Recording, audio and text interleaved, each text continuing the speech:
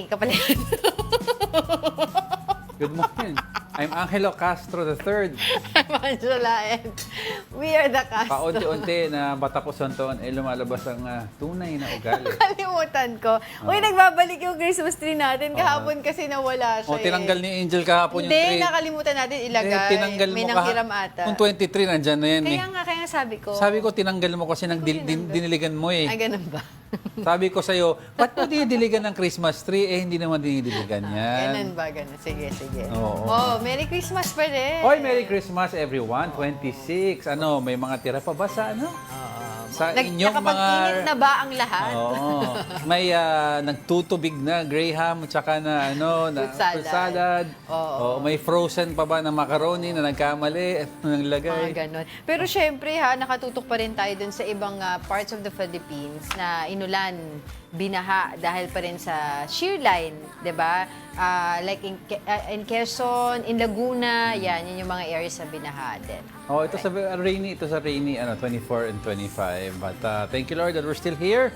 And let's get right to our countdown because we're serving you news, as I said, in a countdown. All that before your second cup of coffee. This is Brunch.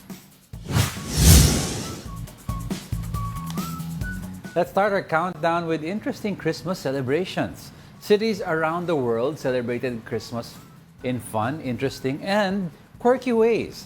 Faithful from all over the world flocked to St. Peter's Square and endured the chilly weather to cross the Holy Door. In Taiwan, thousands of people in New Taipei City enjoyed the Christmas lights and various illuminated shows at night. While in Germany, members of a swimming club dressed up as Santa Claus and plunged into Lake Oranque as part of their annual Christmas tradition. And in outer space, astronauts Sunita Williams, Don Petit, Nick Hague, and Butch Wilmore shared a holiday greeting in a video. Williams and Wilmore were stranded in space since June due to capsule problems. They are expected to return back on land on March of next year. And I was gonna ask you, sila ba yung stranded? Yun na nga nung June pa yan nabasa ko yun di ba? Actually nga, they're not even sure kung makabalik pa sila. Pero hopefully, yun ang target nila. Makabalik talaga by next year. Tapos yung sa door, Catholics yung sa St. Peter's. Catholics also do that pag Easter and several, di ba? That's what you call yung when you confess kasi, you're forgiven for your sin. Absolution. Pero may absolution ka, General kailangan absolution. So, once a year, certain events like Christmas or Easter, you can go through that door and then may blessing ang Pope sa'yo and may forgiveness. So, may general absolution ka. So, ganun yung it's really a tradition kasi. Hindi ba kasi sabi nila it's similar na pag may kasalanan ka, hingi ka ng tawad, pero pagbabayaran mo yung kasalanan mo. It's just like pag nag-confess ka, humingi ka ng tawad, you're forgiven, but technically, Catholics believe that we will go to purgatory to be cleansed for our sins. So yung absolution rids you of that option. So if you, kunyari, die after being may general absolution, ligtas ka. So, yan ang... Pero dito din sa Philippines, all over our country, you've seen yung mga churches talaga dinagsad din ng mga tao kahit maulan, 'di ba? Tayo nga pumunta tayo ng Eve din, 'di ba? Maulan. Kasi nga more than anything else before ba ito ma-commercialize ang Pasko na to, of course, birth of the Lord ang ating sineselebrate naman. Paunti-unti we'll learn how to really immerse in the meaning of true Christmas. Ayun. Uy, meron pala tayong kwasanta for today's brunch. Alright, let's continue with our countdown. Next in our countdown, Barangay Ginebra, San Miguel emerged victorious against its rival Magnolia Hotshots in so-called Manila Clasico on Christmas Day. The details in this report by mobile journalist Denise Valdez-Sancho. Some PBA fans have chosen to celebrate their Christmas inside the Big Dome for the PBA Season 49 Commissioner's Cup. What a way to celebrate Christmas for the Fiber Xers after successfully extending their winning streak to 4 in a match-up against Meralco on Christmas Day, 110-94. Converge set the tempo early on with a 22-6 run, closing the first half strong 58-41. The Fiber Xers were able to build a massive 20-point cushion midway through the fourth, but the Bolts mounted a late rally in an attempt to close the gap 102-88. Jordan Heading dominated the scoring department, leading to a widened gap in the last few minutes. And with less than 2 minutes on the clock, Justin Arana made back-to-back baskets, sealing the Fiber Xers' victory. Heading gave a 30-point Christmas present to the Fiber Xers, alongside 8 assists and 6 rebounds. I think just the additional time that we've spent together, we've been able to, just develop our chemistry a little bit more. We've been able to identify our roles a little bit better, and we've been able to play to our roles. And I think we've done a great job of sharing the scoring load and finding the hot hand. And I think that's what makes us difficult to guard, is you don't really know who that's going to be each and every night. In a Christmas Classico between Ginebra and Magnolia, the holiday spirit is strong with Ginebra as they head out of the Araneta Coliseum with a win, 95-92. The Gin Kings ultimately stumped the Hot Shots' 22-point lead, with the likes of Justin Brownlee and RJ Abarientos stepping up, sinking pivotal shots to spearhead Ginebra's fourth quarter surge. What completed Ginebra's comeback was Scotty Thompson's game-winning buzzer-beater tray.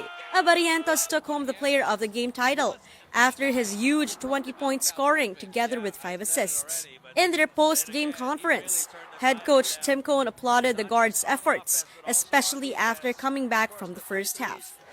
And then, of course, everybody's going to remember Scotty's shot, but it was this guy who got the penetration and the kick and the pass to him. So, RJ's obviously truly deserving tonight, and just the aura of Ginebra of never say die. We don't represent it as much as the old Jaworski days, but we still feel it, and we still talk about it, and it's still part of our culture. So tonight we lived up to Sonny Jaworski and his crew. I'm real proud about that. Mobile journalist Denise Valdesancho. We are One News. Alam kasi ng mga sa basketball community, every Christmas Day, whether sa Philippines or sa EuroLeague or sa NBA, mga Christmas basketball games are malaking event yan. Those are special games, di ba? Like itong Manila Classico, tinatawag nilang Christmas Classico. Traditionally, ang nakaschedule dyan, yung mga rival teams, kaya tignan mo dyan, you had Ginebra versus Magnolia, which is traditionally Ginebra Pure Foods yan. Oh, kasi Magnolia is Pure Foods. that. So, yung mga rivalries sa Classico, dun mo nakikita yan eh. Diba? So, ayun, nag-never say die. Kaya nga, the spirit of Jaworski, sabi niya ni... Lives on. Hindi, buhay pa naman si Jowa. Oo nga. In Pero other words, kahit wala na siya sa court. yung spirit sa paglaro, di ba, 22 points down, hinabol nila, tinalo nila ang Magnolia. Ayan, congrats sa inyong lahat. Ayan, let's move on. The Christmas festive mood was dampened by the heavy rain in some parts of the country yesterday. Should we expect more rainfall today? Let's get the answer from Pag-asa weather forecaster Veronica Torres. Veronica, hello. Thank you for joining us.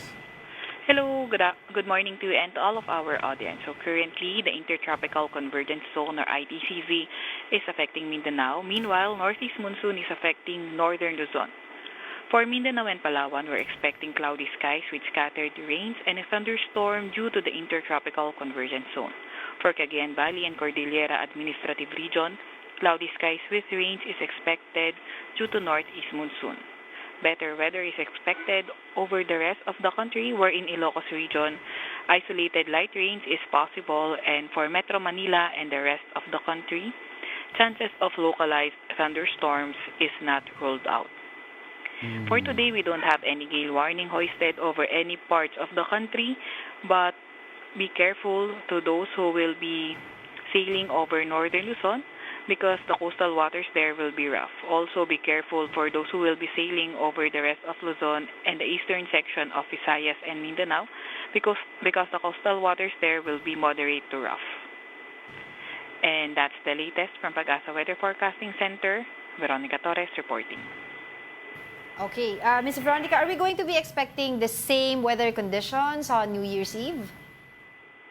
So for New Year's Eve, meron pa nga tayong mga ilang araw. So meron ang weather outlook kasi natin or weather forecast is good for 5 days. So at least for Metro Manila until the 29th of December, possible pa rin yung fair weather conditions with chances of thunderstorms. However, sa ibang parts, lalo na sa northern Luzon at eastern section ng Luzon, Visayas, and also parts of Mindanao, possible naman ITCZ. Pag sa Mindanao, ITCZ makaapekto. And then sa eastern section of Luzon and Visayas, possible shear line. At sa may northern Luzon naman, northeast monsoon.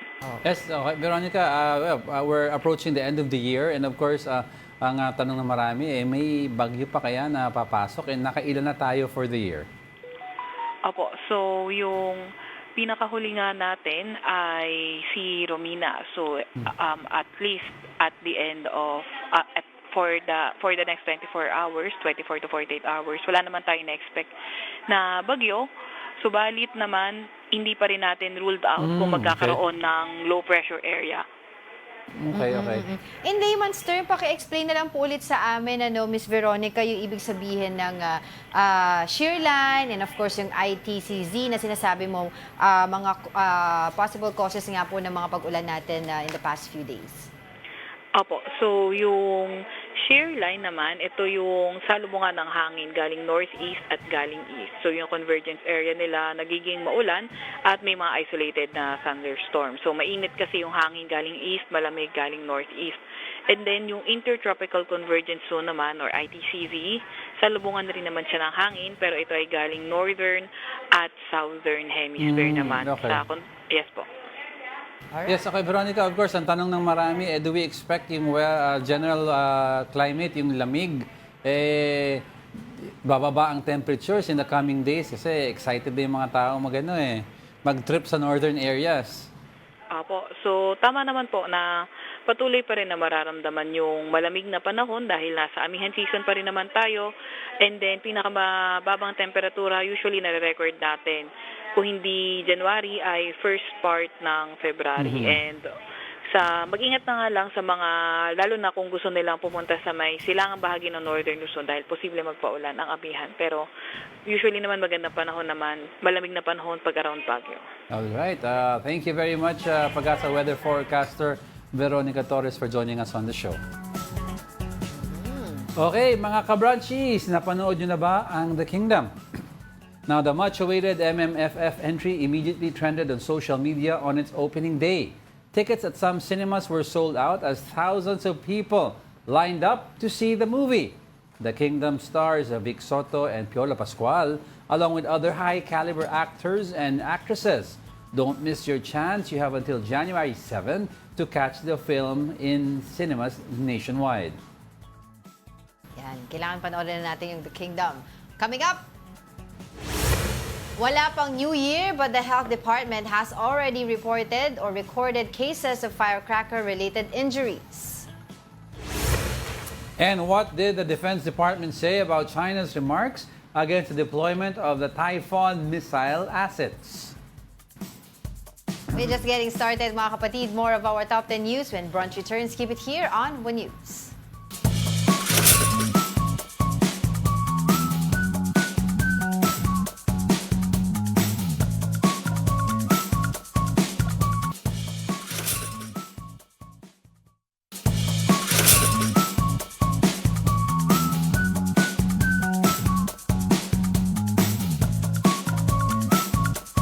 Good morning. You're still watching Brunch here on One News. Yan ang pakiramdam na inaagawan ng binabata.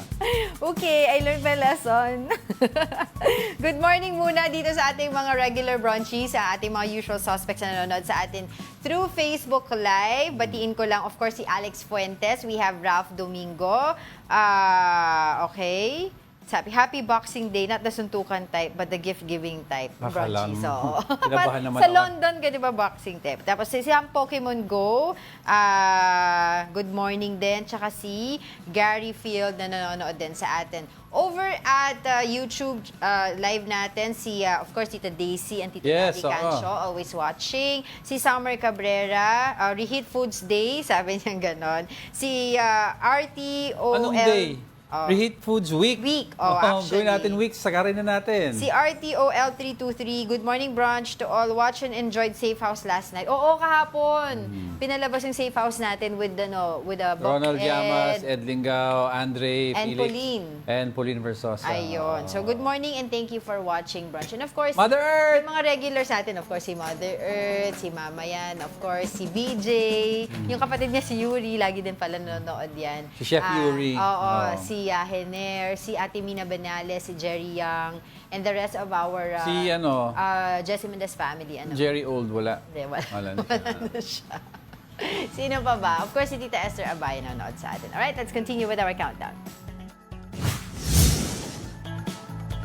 Coming in at our 7th spot, the number of firecracker-related injuries has climbed to 43 ahead of New Year. The Health Department said the tally is recorded from December 22 to 25. Of the 43 total cases, 34 are aged below 19 and 9 cases are aged 20 and above. Illegal firecrackers, including boga, caused 86% or 37 of the total cases. Naku, Alam mo, dapat New Year. alam mo Yung boga, yung malaking kawayan yan or yung tube, yung tubo pipe. na may ethyl alcohol. Oo, lalagyan ng alcohol. Ang lakas yan. Alam mo, dapat itigil na ng mga tao yung pagpaputok. Number one, bawal kasi yan unless may designated areas lang yan pwede. Number two, the only reason why nauso ang pagpaputok because it's an old Chinese tradition na a way supposedly they believe to drive out evil spirits approaching. And ito ang clincher dyan, the Chinese New Year. It was meant for the Chinese New Year, not for the traditional calendar New Year na sineselebrate natin, di ba? Mga ibang Pinoy, hindi nila alam at sila nagpaputok. Ano ba satisfaction meron dyan? Oo. Kita mo yan, oh. O may mga bata pa sa tabi, sayaw-sayaw. Paano Alam mo, pag naputulan kayo ng daliri? Ang dami pang kwento, mga lasing na nagsisindi ng 5-star. Ang initsa nila yung paninde. Yung paninde. Lighter.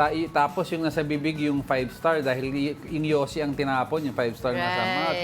Itigil nyo na yan. Ingat po tayo. Plus, as much as possible, let's not buy paputok because, di ba, parang technically, sinusunog mo na rin yung pera mo. Saka every year naman, nakikita na yung hangin natin pag January 1. Yes, yung air quality natin pag January 1, grabe. Nirepeat ko lang yung sinabi mo. Huwag na kayo magpaputok. Pero yeah, Baka kayo maputukan. Mahirap. Nakita mo, wala pang New Year yan. Mataas-taas na 43. At mostly mga kabataan ang napinsala. Alright, let's continue with our countdown.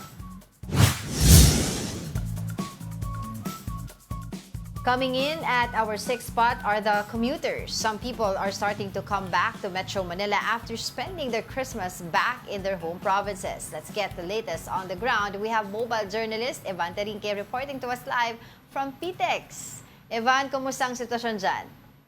Yes, Angela. Nasa this moment nga, marami pa rin mga tao dito sa PITX. Kanina nga umaga, napunta natin, mahaba pa rin yung pila papasok dito sa loob ng terminal. And as of 9 a.m. yung nakuha nating number ay nasa 45,000. Mahigit na yung food traffic dito sa terminal. Pero kung makikita nyo sa likod ko, mas maluwag siya kumpara nitong mga nakaraang araw. Yes, Angela. Evan, kasi di ba approaching ang New Year's Eve, so do we expect the same people na umuwi, na umalis again? Or meron ng... Yung batch of people may going info out. ka ba? Baka hindi naman nagsiuwian na rin yung iba. Kasi it's quite strange usually, mga ibang tao, dinidiretso na nila yung mga leaves nila. Tama ka dyan, Diego. Itong panahon na ito, actually, Diego, ito talaga yung parang mellow down. Ito yung kalmadong season dito sa PITX. Kasi usually, ang tagsa talaga ng tao dito is parang around 20 hanggang 23. Yun talaga yung peak ng mga tao. At yun nga, inaasahan nga na magpipik ulit yan. Pagdating ng January, yun yung mga nag-celebrate na ng Pasko. Pero kanina, may mga nakausap ako, pauwi na pabalik na ng kanilang probinsya kasi mayroong mga trabaho pabalik na dito sa Metro Manila dahil may mga trabaho na nga sila bukas, no, December 27. So, nagpasko lang sila doon at bumalik naman sila ulit pabalik dito. At dito na sila mag-New Year. Diego? Oo, kasi Friday na rin bukas. So, kamusta naman ang Evan, sitwasyon ng traffic around the perimeter of PATX? Yes, Diego, maluwag. Actually, maluwag yung traffic dito. Actually, kanina papunta ako dito. No, dumaan akong EDSA. No, maluwag yung EDSA kanina at wala talagang traffic. So, ang sarap bumiyahe ngayong umaga. No? Papunta, kala ko, Evan, dyan ka nakatira eh. Oo nga eh. You've been there for quite some time. Pero Merry Christmas pa rin Merry sa'yo. Christmas, Pero Evan. Evan, yun na nga, nabanggit mo kanina, back to reality na for other commuters, dahil balik na sila dito sa Manila for the New Year. Pero I can still see a lot of people behind you right now dyan sa PITX. Can you show us around and tell us what's happening there? Okay. So, ikot ko ngayon dito, no? Actually, dito sa baba, makikita naman natin, itong mga pilang to, makikita natin, banda dito, ito yung mga nakapila na palabas, papasok na nung mga bus, nung inaantay na lang nila actually, papasukin sila doon sa kanilang bus talaga. Ito makikita natin. Paalis yan. Nakapila. Itong mga to, paalis. Ito yung mga paalis. No? Okay. Makikita natin. So yung gate na yan, Evan, na may number 5, that's a exit gate going to the buses? Actually, ang terminal kasi dito ay exit at entrance yan, no? So pag okay. yan papasok at lalabas yung mga pasahero, actually mas marami pa tayong tao sa taas eh. Kung maakyat pa natin. Takbo! Sige! Oh, go! Oh. Relax. Para ako nag-Olympic marathon dito. Dahan-dahan, baka Dahan-dahan, madapa Evan. ka. May New Year pa tayo, ha? At ito makikita natin, ito yung situation sa baba, sa first floor. No? Medyo maluwag, hindi katulad nitong past few days. No? Talagang itong part na to, puno ng tao, puno-puno ng tao. So, at kung maalala nyo, yung dating na yan, Evan, maluwag na yan, ha? Kasi for me, looking at it, diba, parang crowded na rin.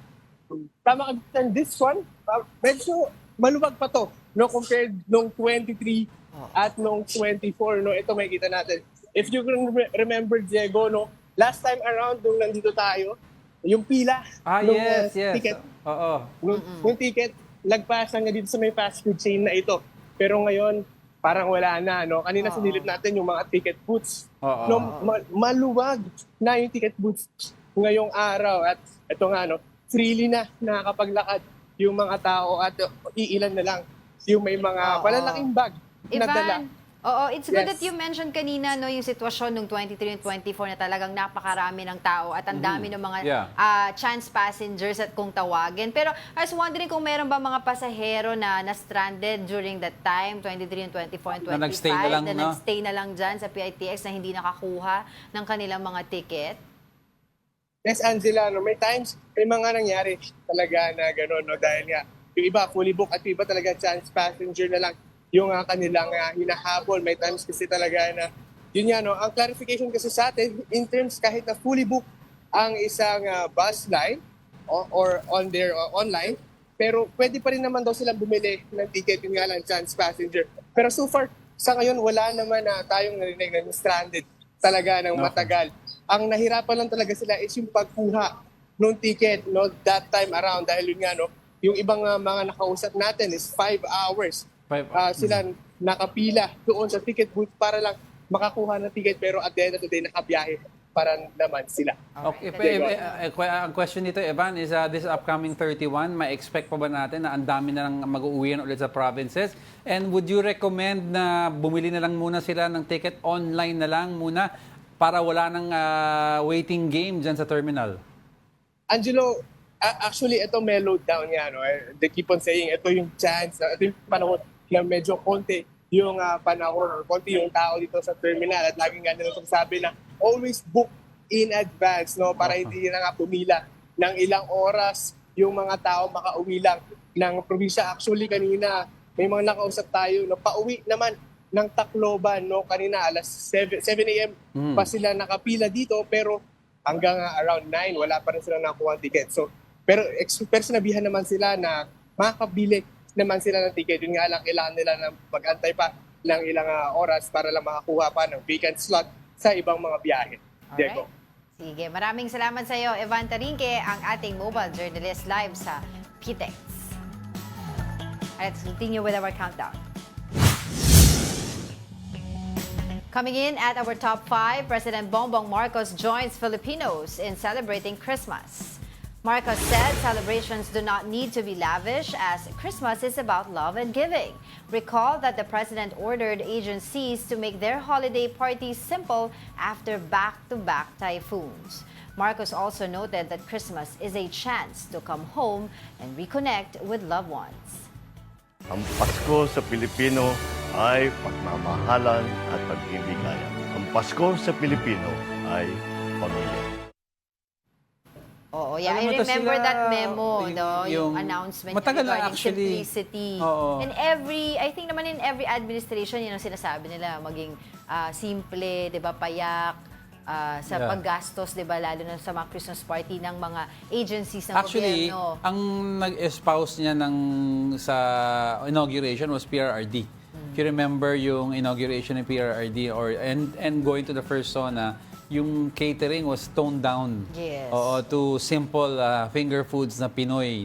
Diba? And si PBBM naman has always been espousing this last few months na after Kasi the bagyo. hindi maganda, Oo, tingnan. parang how can you have fun, eat well, but how can you be too lavish pag may mga tao na sa evacuation centers pa?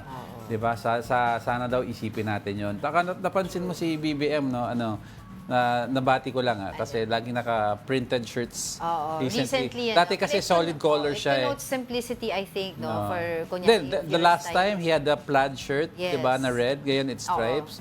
Tapos ano daw sila the family na Marcos family sila, PBBM, and si First Lady and kids are in Baguio daw. Yes, I saw nga a picture. I was gonna tell you kanina, kung nakita mo yung family picture na nilabas nila. Hindi ko pa nakita doon. Si Sandro nandun? Ito, ayan. Ayan. Super simple lang. Dito sa One News page natin. Diba? Ito. Ewan ko makikita nyo siya. They're together. They're in a couch. You guys can check it out sa nagsisiksikan sila. Ito, sa One News page namin Kita sa niyo Facebook. ba? Nandyan siya. Ayan, nandun na sila sa isang couch.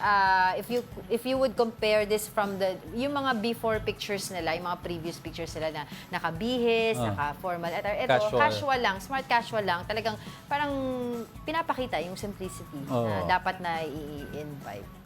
Yun na. Okay. Let's move on. Okay. From the Marcos family, let's talk about the Duterte family.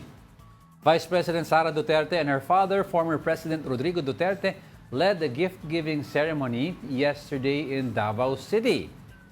The Dutertes gave food packs to 25,000 individuals who waited for the family outside of their ancestral house in Davao City. The food pack has canned goods, gift certificates, and cash. In an interview after the event, VP Sara said her father offered himself to be part of her legal team against the 3 impeachment complaints against her. She added that she will continue working despite receiving lower approval and trust ratings in the latest Pulse Asia survey. In an exclusive interview with News 5, VP Sara answered some light questions in the style of a fast talk. And lights on, lights off. Off. Lights off. Lights off. Sex or chocolate? Both. Best time for sex? Before sleep, Metro Manila o Davao City? Davao City, of course. Sexiest man in the Philippines? Si PRD. Favorite politician? Day Sara Duterte. Oo o hindi. Maarte ba si VP Sara? Of course not. No. Meron Pero, pa you know, yun sa ending Sa Parang ending ng kanyang interview. Kasi medyo marami yung mga questions. Ilan lang yun dun sa mga pinakita. Sa ending tinanong, Speaker Martin Romualdez or PBBM? Anong ginawa niya? Tumalikod siya. Umalis na siya. Pero that's cute. I mean, di ba, it's nice to It normalizes it's nice to know our politicians behind being a politician. Di ba, makikita mo yung demeanor nila na at the end of the day, tao lang naman sila. tayo. Tao lang naman sila.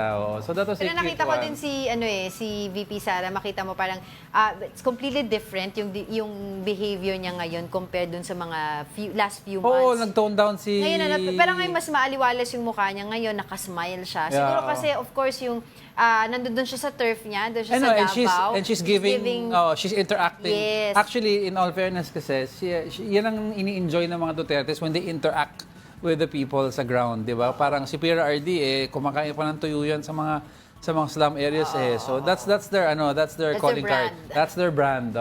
Yung mingling with the people. Oo. So ngayon, pause muna sila sa politics. Good. Doon muna sila ngayon sa mga Lahat tayo kababayan pause muna nila. sa away-away, Oo. di ba? Pero come next year, magpe-prepare na yan sila. Sabi nga nila. If. Kasi si PRRD has offered himself, Naku. para isa sa mga legal team niya. At isa siya sa mga hahawak ng mga kaso ni VP Sara pag nagkaroon nga ng Nako, hindi gagawin ni VP Sara kasi high blood yung... Hindi, pumayag na nga siya eh. Pumayag na Sabi si niya VP. kasi, di ba, former President Rodrigo Duterte offered money daw para doon sa mga cases. Kasi malaki din gagastusin Malaki. mo dyan for the team of lawyers na You need a lot of kukunin them. mo. Oo. Tapos sinabi niya ayaw. Yun na lang daw in-offer sa kanya. Oo. So you have to remember, di ba, there are aside from three impeachment complaints na hindi pa natin alam mga kahihinatnan nito, meron siya mga iba pang mga cases din na, ewan ko diba, isasampa against her. The criminal cases Mga naman. criminal cases naman yun. Okay, sige. Sa susunod naman, sino gusto mong maringgan ng fast talk? Para maiba naman. Gusto ko maringan ng pasto. Oo, ng fast talk. PBBM. Hindi. Laila de Lima Laila siguro. de Lima. Laila de Senator Laila de Lima. Forgive or forget? Ay, mga ganun. Eh, tinanong na natin sa kanya dito yun eh. Hindi, pero fast talk. Fast talk. Oo. Oo. Sige. Alright, let's continue with our countdown. Now, on our top 3, the government is intensifying efforts in combating more concerning cybersecurity threats. Mobile journalist Julie Baiza with the report. The Cybercrime Investigation and Coordinating Center, or CICC, is preparing for emerging threats in the cybersecurity. CICC Deputy Executive Director Assistant Secretary Mary Rose Magsaysay said deepfakes will be one of the problems, especially with the upcoming 2025 elections. Hindi pwedeng maiwasan ng paggamit. Gagamitin talaga nila and talagang hinahabol natin ang mga cyber criminals who use it because we can detect deepfakes. The government has the capability to detect deepfakes. CICC said they are in collaboration with telcos and government agencies to crack down cyber criminals. Aside from this, the agency also announced that they have intensified the fight against online sexual abuse or exploitation of children, or OSAEC, and child sexual abuse or exploitation materials, or CSAM. Na meron na po tayong the first in the world OSAEC CSAM Digital Forensics Laboratory, dedicated only for the women and children mga cases. The initiative focuses on child pornography and grooming, as some of their perpetrators are their own family members. There are areas where there are groomers. Nag-groom sila ng mga pamilya para ipakita yung mga, alam mo na, masasela na parts ng kanilang mga anak para kumita. And ang dahilan is, hindi naman daw makukuha dahil online lang. Iba ang nangyayari sa kanya, sa utak niya, sa emosyon niya, sa mga gagawin niya sa future, parang basag na. Recently, President Ferdinand Marcos Jr. has ordered government agencies to intensify its campaign against increasing cases of OSAEC. Palace noted that in 2016, the Philippines emerged as the center of child sex abuse materials production in the world based on the study by UNICEF. Mobile journalist Julie Baiza, We Are One News.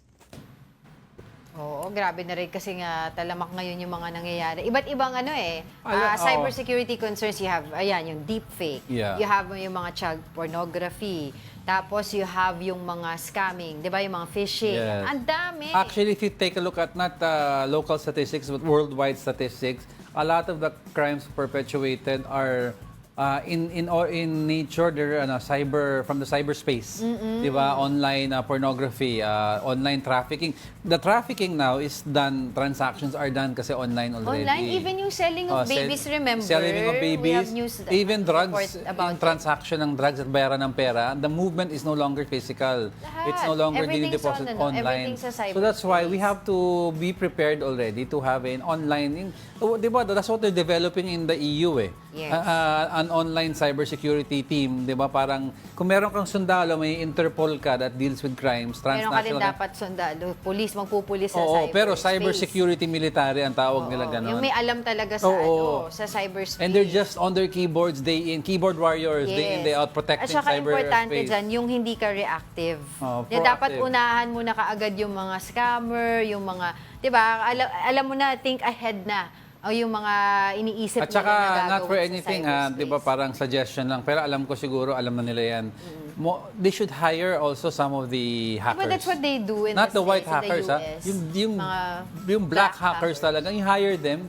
Diba, remember Criminal Mind ang yung tawag. movie ni Leonardo DiCaprio, yung true story yon, yung namimeke ng mga cheque and Yung financial Catch Me If You fraud. Can. They hired him, di ba, sa FBI, and he was the one who designed yung mga security features ng ginagamit natin mga cheque Ngayon, sa cheque. Kasi before, it was easy to fake it. And because of him, number one criminal sa financial fraud, because of his designs, Criminal Mind kasi. Ito, criminal mind. ano yung gagawin nito sa feature na So gumamit kayo ng kriminal na gusto maging reformed, yun ang tutulong sa atin, di ba? Mga ganun bagay. Dami na kasi talamak na. Hindi na joke yung nangyayari. Di ba? Well, Tsaka it's very alarming. It's very Pagdating alarming. dun sa mga phishing, yung mga text scamming, di ba? Lahat ng mga nananakawan ng pera online. And before we move on, simple Christmas transactions lang, manamimili ng regalo, wala mang produktong dumarating. Yeah. Anyway, sige, madami pa tayo pag-uusapan. Don't go away. We're not done yet. May dalawa pa tayo. Stay with us. Masasaya ang bawat isa, sabay-sabay na magdiriwang, pag-asa, pagmamahal, serbisyong may puso. Dahil dito, gawin natin merry ang vibes ng Pasko. Merry, merry, merry. Gawin natin merry ang vibes ng Pasko. Ang laging laan at talunan ang mangyari sa kanya na malapit palagi.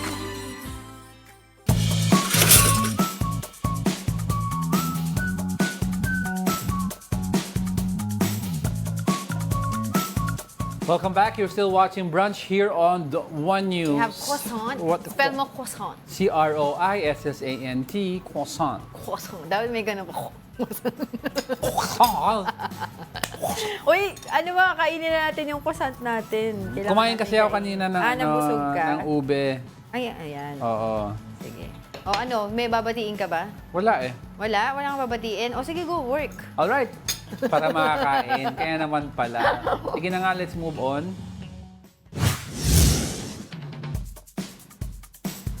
On our top two is about the Veloso family. The family of former OFW Mary Jane Veloso spent Christmas together for the first time in 14 years.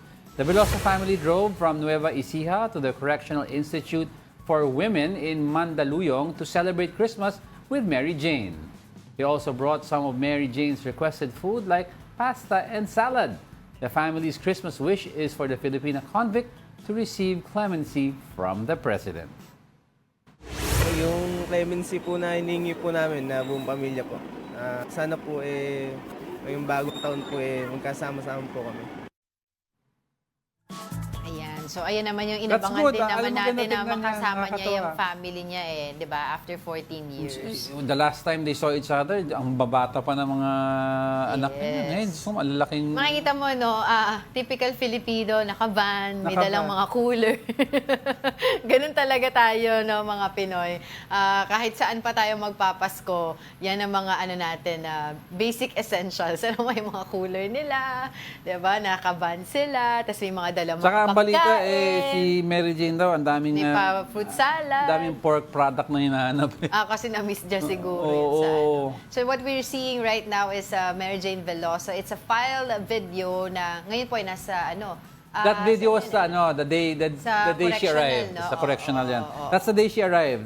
Oo. Oo. Looks well naman. And of course, yung inaantay nga ng family nila is yung clemency. And we've been discussing this plenty times here on the show, yung avenues, no, para makalaya si Mary Jane Veloso. One of which is the clemency from the president. And of course, yung GCTA, which will endure plenty processes kapag GCTA. Kaya gusto nila talaga clemency. Pero it depends sa recommendation ng yung team na ibubuo ni PBBM. Pero the way he talks kasi he's always using the word legal.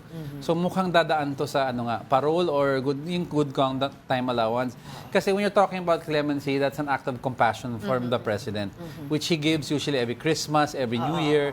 'Diba? So clemency, yung mga clemencies, compassion, forgiveness 'yon. Pero yung GCTA and And only parole, him can give that, yung clemency. mga GCTA Executive. and parole, these are legal remedies which will be given to those who are productive in prison. Oo. Kaya nga sinasabi ng ibang mga groups na of course for Mary Jane Veloso's clemency grant including her lawyer, sinasabi nila mas maganda daw sana clemency kasi mas mabilis, and of course inahalin tulad nila yung mga pangyayari dun sa ibang mga nangyari na kasabay ni Mary Jane Veloso na umuwi sa kanilang mga bansa like sa Australia, yung Bali 9 na pagdating nila doon free men na sila, although may mga integration pa doon sa kanilang buhay doon sa Australia. But then again, free na sila. Dito kasi kay Mary Jane Veloso, iba yung naging But let's see nga yung and they're saying nga na sana daw, free na dapat.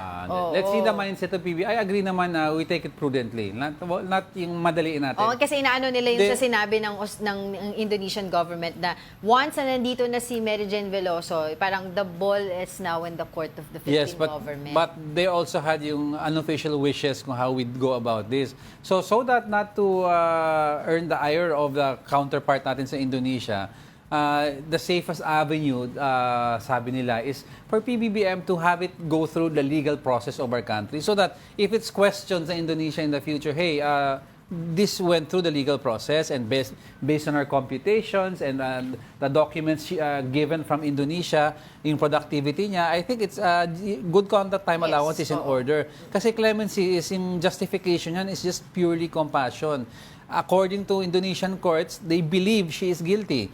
According to us, we think she is a victim, 'di ba? So mahirap i-justify ni PBBM yan na hindi sila magkagulo sa Indonesia. Kasi yun ang pinangahawakan nila, yung mga grupo na sinabi ng Indonesian government, ang bola ay nasa korte nasa court kumbaga ng Philippine government. Kaya sinasabi nila, mas maganda na mag-clemency. Pero still, yun nga, tingnan na lang that's natin. A call, whatever it is. Ang importante, she's out of the death. That's the call of President. Kasi alam naman din ng Indonesian government na wala tayong death penalty. Galing mo na ngayon. Go. Hindi na ako makasingit Talagang, sige, gusto mo, ikaw na mag-isa dito umupo Pero maganda pa ring story yan kay Mary Jane Veloso. At hindi na ako magtataka pa or magugulat kung, let's say, for example, movie outfit or production. Mary Jane Veloso story. Oo. Diba? Would get her Kasi story. we had stories in kay Flor Contemplacion and the mga ibang natin, Pinay OFWs. Ang daming story. The Mary Jane, that's at least feel good. Oo. Diba? May resolve yung May resolve yung yung story niya. Alright, let's continue with our countdown. Emerging at the top spot is the latest word war between the Philippines and China. China criticized our Defense Department for the deployment of Typhoon missile assets. In response, the DND told China to not interfere with our defense tactics. Here's a report.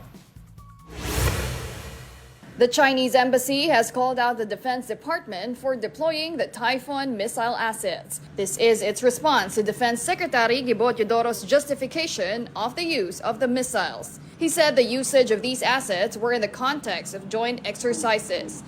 Teodoro emphasized that this move was legitimate, legal, and beyond reproach.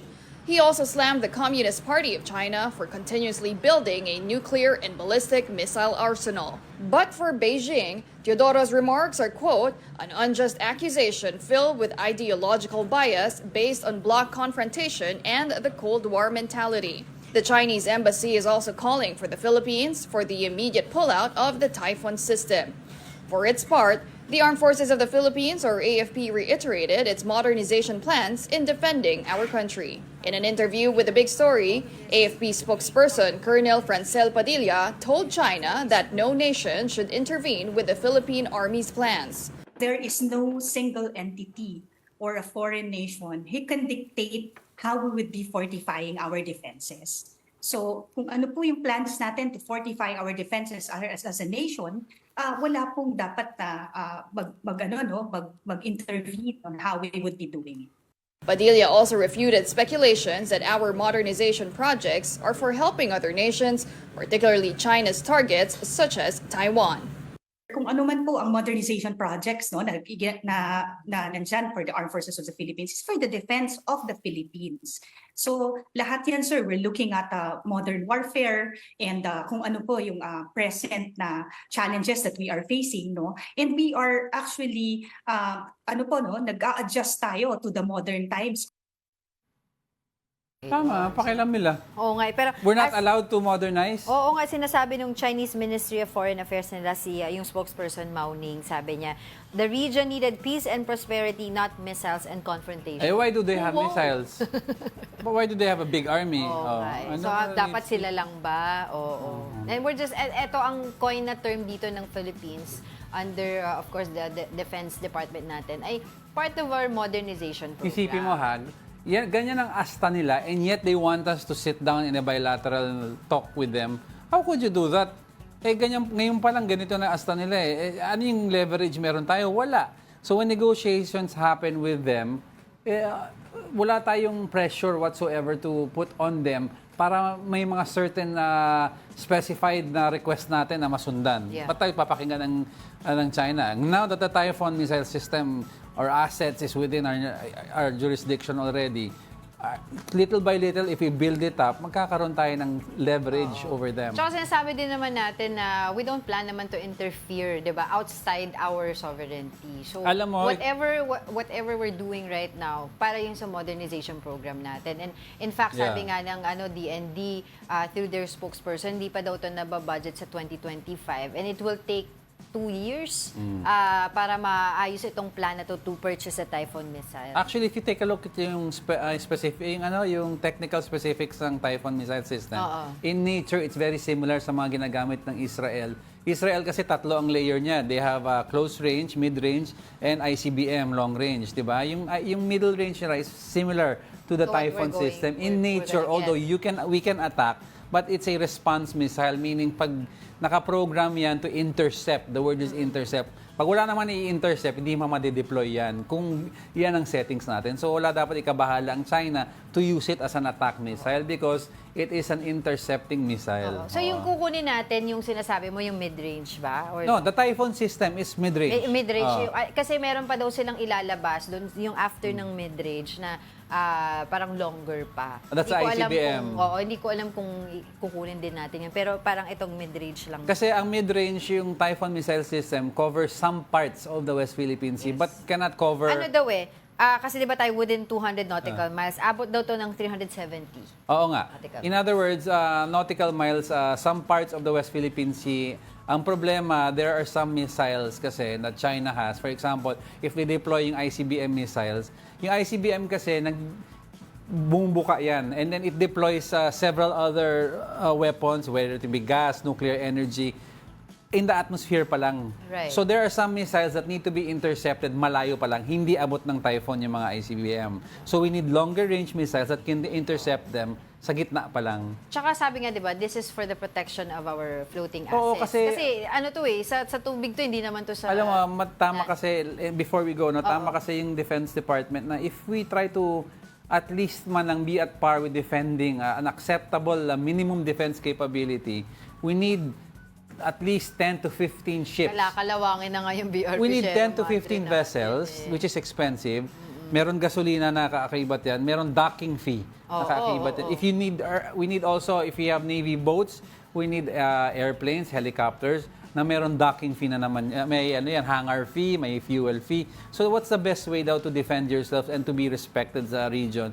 To have a missile system. Tignan mo ang Israel, di ba? I mean, they're not as big as the other countries in terms of army size, but they have the most sophisticated missile system. Yung Iron Dome. The Iron Dome. Nila. Oo. See? So, yun naman lang. Ay, Pero nako. ako pangarap ko talaga makitang maayos yung BRP Sierra Madre natin. Oo, kasi in the future, kalawang. sinasabi ko na, in the future, 20, 30 years, pag everything is resolved, that will be a tourist spot, I'm telling you. Visit the Sierra Madre, di ba? Oo. Diba? Ay, nako. Alright. Sige. Before we go, I'd like to leave everyone with a quote that embodies the essence of Christmas na, it's really better when you give kaysa sa you receive, diba? So the quote goes, "Don't judge each day by the harvest you reap, but rather by the seeds you plant." In other words, Diba? I-judge mo yung sarili mo sa ambag na ginawa mo. Hindi yung mga naipon mong accolades, money, awards, lahat. Diba? It's just, ano yung nabigay mo sa kapwa mo. Yo. That's how you judge yourself and that's how history will judge you. Ano bang nabigay mo sa akin? Madami. Binigyan pa kita ng anak. Alright, sige. Alright. Merry Christmas Merry ulit. Christmas again, everyone. And that wraps up today's episode of Brunch. Join us again tomorrow. I'm Angela Lagunzad-Castro. And he is Angelo Castro III. We are One News. All sides, all the time. Naway maging mapayapa at makabuluhan ang inyong Pasko at lalong-lalo na ang bagong taon. Dahil ang bagong taon ay parating senyales ng bagong simula. At naway sana matuto tayo kay Marisa Cal at kay Anthony Jennings. Unang-una, alamin ang konsepto ng disappearing messages ayon po sa ating Senate President. At pangalawa, huwag magpapahuli. At pangatlo, hindi ko lang huwag nyo nang i-air to. At pangatlo, kung mahuli man, huwag na wag aamin. Mga ka-brunchies, mga kapatid, Merry Christmas po sa inyong lahat. Maraming salamat sa patuloy niyong pagsuporta sa amin, sa programa at sa lahat ng programa ng Signal TV. Merry Christmas. Have a Happy New Year also. Hello mga kapatid, I am Mojo Amy and I'm wishing you all a very Merry Christmas and a Happy New Year. And ako personally, my wish for 2025 is lahat tayo happy at masagana ang career. Hi, this is Angela Lagunzad-Castro, and I'm wishing you a very Merry Christmas and a Happy New Year. Merry holidays, sparkle with joy and laughter. My wish for all One News and One PH viewers, sana ay maging merry ang vibes nating lahat ngayong Pasko. Merry Christmas and Happy New Year, mga ka-Signal. Hi everyone! I want to wish you a Merry Christmas. Maligayang Pasko po sa inyong lahat. I wish that you get all that your heart desires. You get enough rest and time to spend with your loved ones. May it be your family or your friends. At syempre, pinaka-importante, sana masarap ang handa ninyo. Ang wish ko ngayong Pasko ay tatlo. Una, sana mabawasan yung mga dumadating na bagyo. Ang pangalawa, sana magkaroon talaga ng bigas na 20 pesos. At ang pangatlo, kahit ayaw nila, tayo-tayo na lang. Unity. Because unity begins with you and ends with a why. Lord De Vera, maligayang Pasko. Screenshot mo to. Happy Pasko sa inyong lahat! Anong wish ko sa inyong lahat? Siyempre, kapayapaan sa inyong pag-iisip at sa inyong puso. At why not? Sana dumami pa ang mga blessings sa buhay nyo. Faith, hope, and love! Maligayang Pasko at manigong 2025 sa inyong lahat. Ang wish ko ay sana'y maging maganda ang pasok ng 2025 sa ating lahat. Ito po ang taon na kung saan pipili na naman tayo ng mga bagong leader ng ating bansa. Pwede rin yung lumang leader. Depende siyempre yan sa inyong pipiliin.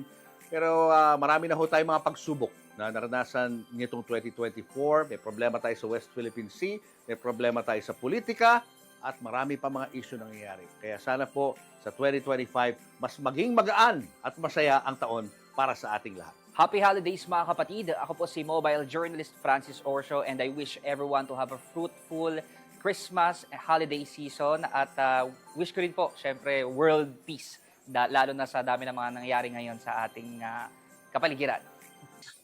Another exciting year is about to end. Now it's time to give thanks and to share joys and blessings.